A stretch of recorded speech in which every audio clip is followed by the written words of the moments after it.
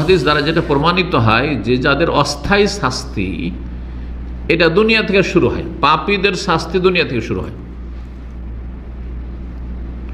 অনেক পাপী আছে আল্লাহ রাব্বুল তাকে ভালোবাসেন, এটাকে আপনারা খারাপ নেবেন না, নেগেটিভ ভালোবাসেন, চান না যে জাহান্নামে দেবো এই বান্দাকে আমি, সেই জন্য অতদূর পর্যন্ত তার পাপকে জমিয়ে রাখেন না, দুনিয়াতে বিভিন্ন বালা মুসিবত দিয়ে তার মোচন কয়েকদিন কাফারা হয়ে যায়।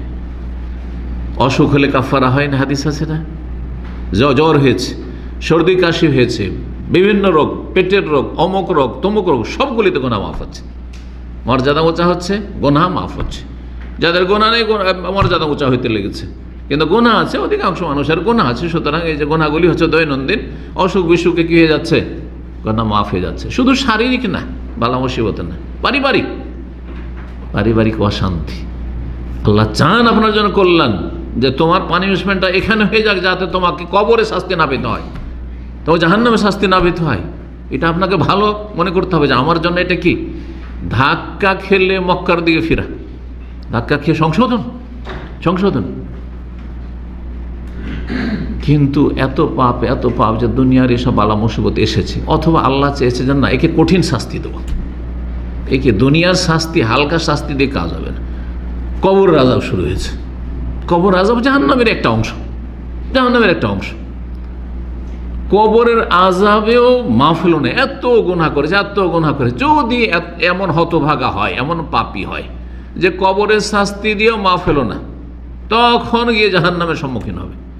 তাহলে একজন মুসলিম যদি তার ইসলামটাকে টিকিয়ে রাখতে পারে, আর ইসলাম টেকানো হচ্ছে তাওহীদ থাকবে, সুন্নাহ থাকবে, শিরক থাকবে না, কুফরি থাকবে না, নাস্তিকতা থাকবে না, বড় মুনাফিকই থাকবে না, কাবিরা গুনাহ থাকতে পারে, দুনিয়ায় ধাক্কা খেয়েছে, না হলে কবরে ধাক্কা খেয়েছে, শাস্তি পেয়েছে, এগুলো দিয়ে মাফ হয়ে গেছে। ওই জাহান্নামের ওই সময় আস্তে আস্তে তার এমন হয়ে গেছে, কাফারা মোচন হয়ে পাক পবিত্র হয়ে গেছে, আর জাহান্নামের সম্মুখীন হইতে হলো না। ভালো হইলো কি হলো না?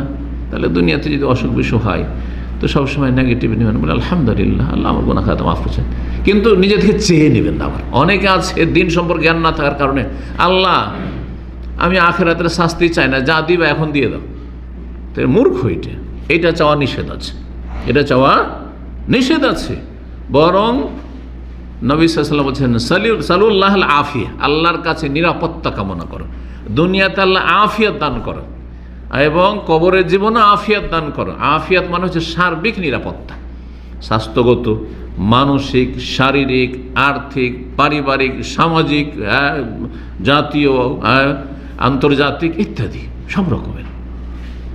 সব রকমের আফিয়াত।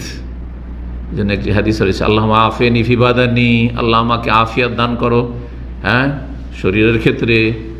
তারপরে আফিয়ানি ফি সামঈ ওয়া বাসারি, মুখি, দিমাগ, মস্তিষ্ক, স্মৃতিশক্তি ইত্যাদি, আহলি ওয়া মালি ওয়া দীনি ওয়া দুনিয়ায়া, দিন দুনিয়া সব কিছুতে আফিয়াত। রাস্তাতে চলার ক্ষেত্রে আফিয়াত নাই, ঝামেলা একজন ঝামেলা বাঁধিয়ে দিল, মারামারি, আপনি চান না, তারপরে জবরদস্তি হতে পারে না। আফিয়াত, আল্লাহর কাছে যখন আফিয়াত চাইবেন তো এগুলো থেকে আল্লাহ বাঁচিয়ে রাখবেন। যতই শয়তান আপনার শয়তানি করুক, আল্লাহ কিভাবে যে রক্ষা করবেন কত শয়তান থেকে। মানুষ শয়তান এরকম অনেক আছে, আপনি ভালো মানুষ চান না, তারপরেও আপনার সাথে ঝামেলা বাঁধিয়ে দেওয়া হয়তো ফাঁসিয়ে দিতে পারে। আপনিও তো মানুষ, একটু রিয়াকশন দেখালে কি থেকে কি হয়ে গেল, বড় আফিয়াত। এই জন্য নবী সাল্লাল্লাহু আলাইহি সাল্লাম সাহাবায়ে কেরামদেরকে আমভাবে, আর বিশেষ করে প্রিয় চাচা, সম্মানিত চাচা আব্বাস রাদিয়াল্লাহু তাআলা কে বলছেন, ইয়া আম্মে সালিল্লাহ আল আফিয়া, চাচা সবসময় আল্লাহর কাছে আফিয়াত চান। আফিয়াত অত্যন্ত ব্যাপকপূর্ণ অর্থ। আল্লাহ দুনিয়ায় আমাকে আফিয়াত দান করো, আখিরাতে আফিয়াত দান করো, কবরও আফিয়াত দান করো, মরণের সময় আফিয়াত দান করো। জি।